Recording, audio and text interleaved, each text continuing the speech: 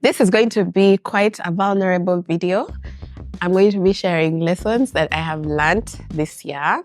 This year has been a major growth year for me. And yeah, I've learned a lot. Let's get into it.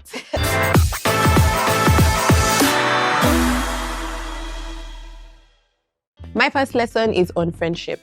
I have learned to be a better friend, but I've also learned to categorize my friends. So now I have tiers of friendship. There's tier 1, there's tier 2, there's tier 3. There are friends who will not know my home. There are friends who will know my home but stay in the compound. There are friends who will come to a compound and not enter the house. Or they'll stay in the living room and not go. You get it? There are now tiers of friendship. I have learned that I know that they are acquaintances.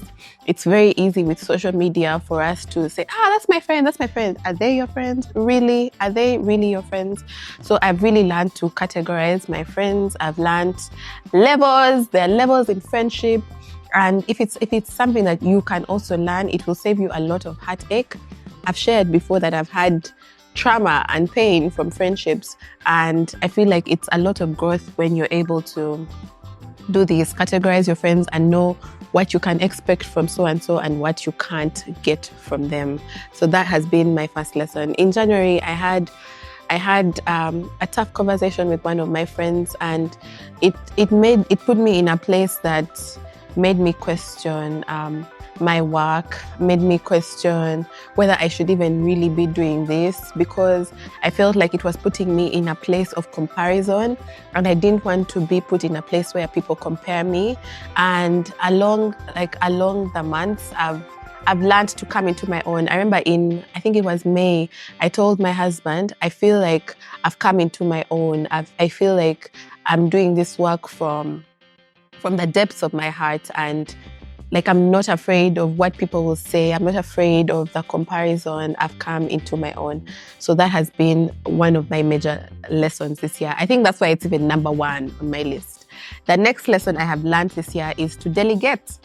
This year in May, I got a PA, my wonderful PA, Layla, and she has, let me tell you, if the invisible weights on my shoulders could show, I was heavy laden, and I have learned to delegate tasks. It has made me more productive. Even delegating at home, like I'm not those people who are going to micromanage the house help. Like if I've told you what you're going to do, the activities of the day, then I'm going to allow you to do that. And then at a certain point in the month, we shall evaluate. And yeah, so I've learned to delegate. It has given me a lot of peace of mind. If I don't have to do it, I'm going to find someone else to do it. So if it's something that you can do, if you can start now when you watch this video, if you can start in 2024, please delegate. It will make you more productive. Yeah. And I know that sometimes delegation comes with an extra cost, but there are things that you can never pay enough for, like your time, being able to use your time well. Like now there are things that I will do because I know Layla is taking care of this other thing. So I'm grateful for Layla. The next is I think I've taken so many leaps this year.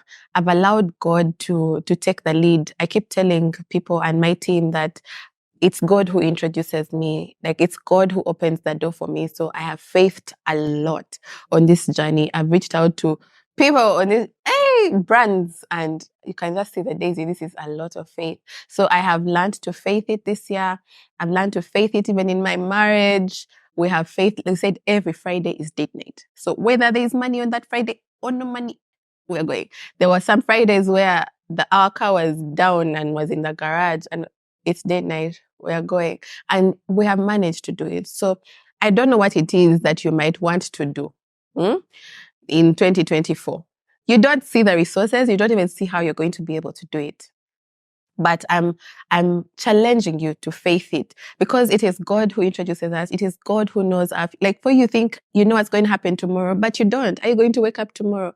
It is God who introduces us. He's the author and the finisher of our faith.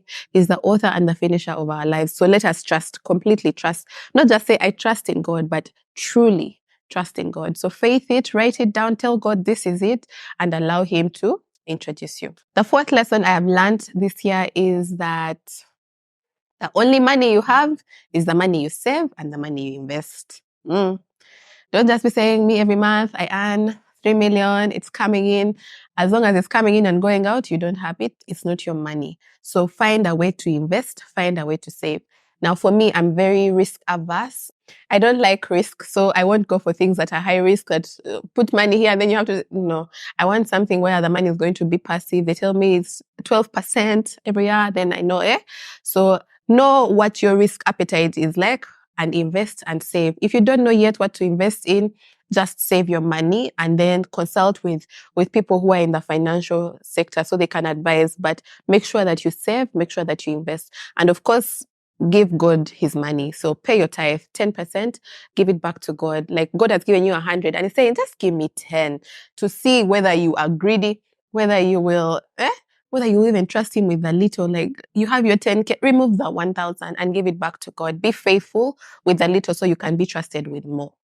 The fifth lesson I have learned this year is to challenge myself to growth. Growth won't find you in your house seated comfortably. Challenge yourself. Say this year, say today I'm shooting 5 videos. So what does that require? It requires that you start on time. It requires that you're efficient. It requires that, So challenge yourself to growth. If say you want to be an international speaker, what are you doing now while you are in the local? How can you be a speaker? How can you harness the gifts that God has given you so that one day you're standing at an international stage and you're speaking to people, you're giving a TED talk. So if you want to be that, if you want to be an actor, surround yourself with actors. Find out how they have managed to reach where they are. If you want to be, a bank CEO, start surrounding yourself with with people like that. Someone was telling us this year that you want to rub shoulders with powerful people and you're scared to walk into Sheraton. Do you know that a teapot of tea at Sheraton is 6,000? So walk in there, pay your 6K and look at people. See how do they lead their lives?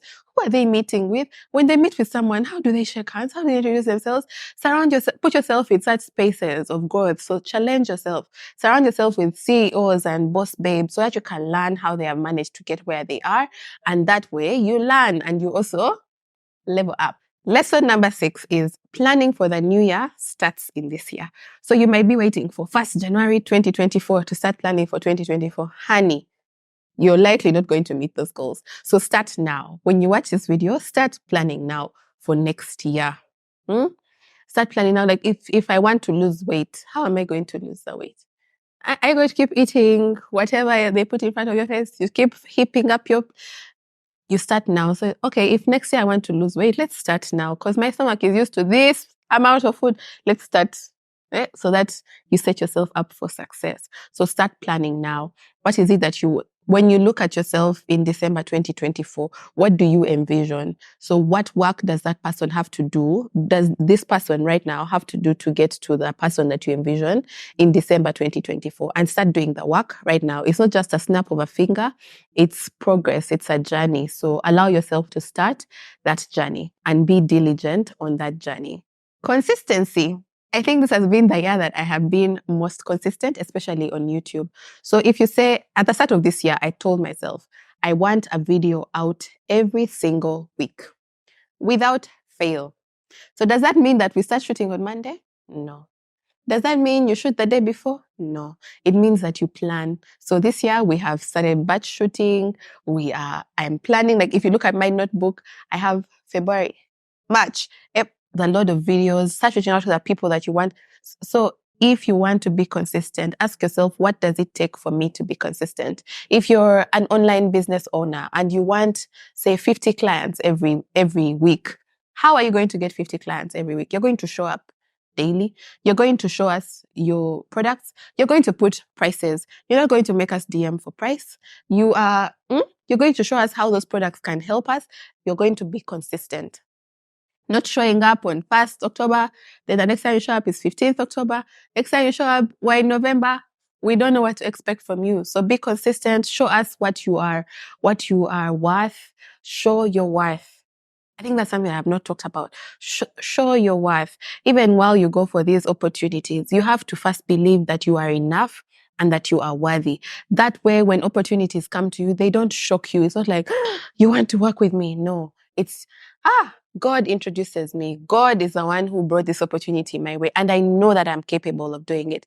And one way for you to know that you're capable of doing it is starting now. Even before brands approach you, even before you have the 50 clients a week, how are you managing the little that you have? Are you being a person of integrity? Or you tell one person who DMs you, this is 80,000. The next person, you look at their picture like, first you can pay 100.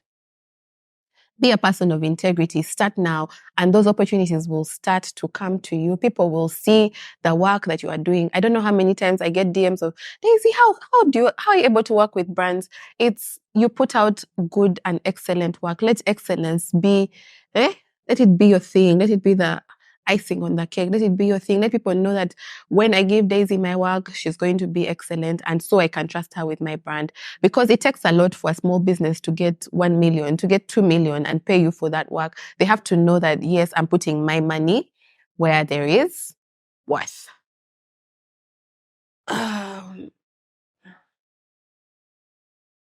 How people treat you, this is lesson number 8. How people treat you shouldn't change who you are. Yeah. Now, we can always expect people to be nice and angels to us, but we both know, you and I, we know that people won't always treat us well. But that doesn't mean that you become that person. So just because someone has treated you badly, you don't become a bad person. The other day we were driving and people were driving badly. It was my husband driving. People were driving badly and you could see the temptation. The devil was tempting him to also, I was like, excuse us, sir. For us, we shall be excellent. Even if they drive badly, we shall still drive well. If they run the red light, we shall not run the red light. Yeah? So no matter how people treat you, you stay true to who you are. Stay true to your values. Stay true to who God has called you to be. If you truly say you're a child of God, why are you putting your head out of the window to shout at someone? You're a child of God. Keep calm. Yeah? When people are driving on the side, keep calm. Stay in the line. Be a true child of God. If people are saying, I don't know, whatever, like don't follow the bad crowd. Stand above. Rise above. So don't allow the way someone treats you to change who you are. Remain true to who you are. I was watching a video and someone said, and the lady said, the biggest hurt in her life has been expecting me from other people. The biggest hurt in my life has been expecting me from other people. So expecting someone to define you, expecting you to find your worth in somebody just because someone said, oh, you're really good at this. But before someone else says you're really good at this, do you believe that you're really good at it? So don't expect to know your worth, for someone to tell you that you are enough for you to finally believe it. So stop expecting you from others. First come complete. Do the inner work before you go out, before you even get the affirmations from people, because those affirmations will stop. Those affirmations will stop coming and you will break and die. Yeah. This one is still a lesson. I'm still learning it, but stop addressing people on things that they have done wrong. There are things that they already know that they have done those things, so you don't have to address them. Now, for me, I'm very big on being vocal. Like if I am hurt by somebody, if I am offended, I'm going to come up and tell you. Like, I don't fear having tough conversations. But this year, I am learning, just now, actually, in this month of November, that I don't have to address something that you have done wrong. I can just, because you already know. It's just that now I know. So I don't have to have some of those conversations because they neither help, they neither build, they don't solve. So sometimes you're going to just have to breathe, take a step back, and now just know on what tier that person is going to be, if even they make it on any of the tiers of your friendship. So I'm learning not to address everything. My last lesson, this is lesson number 10, is resting. Resting. There's a quote that has been going around on Instagram, and they're saying, I've never seen, I don't remember seeing a woman who is not struggling or chasing after the bag and just resting. So I'm trying to learn to rest. This year, I've pushed myself. I see my peer giving me a bombastic side eye, but I have struggled with rest. And I've also come to learn that rest is productive. God requires us to rest. There's a reason why he worked 6 days and rested on the 7th. So I am learning to rest. I am learning to breathe. Even with my kids, like sometimes you feel like you're the only one who can do certain things for them. They need you. Yes, they do. But also find time to rest and pour into yourself. So I am learning to do that. And I pray that these lessons will continue to grow. And when I share my lessons of 2024 at the end of 2024, I pray that these lessons will be even bigger, that you'll be able to see the results of these lessons that I have learned in this year. And I hope that it's something that you also take on in 2024. Challenge yourself to growth. Challenge yourself to rest. Challenge yourself to be a person of integrity. Challenge yourself to be a good friend. Challenge yourself to know the levels of friendship, because it saves you a lot of heartache. And if you have any lessons that you have learned in 2023, please drop them in the comments and let us learn from each other as we gear up for the new year. If you have not subscribed and you watched up to this point, please subscribe, like this video, share it, and let's continue learning together. I'll see you next week on Thursday. I am rooting for you.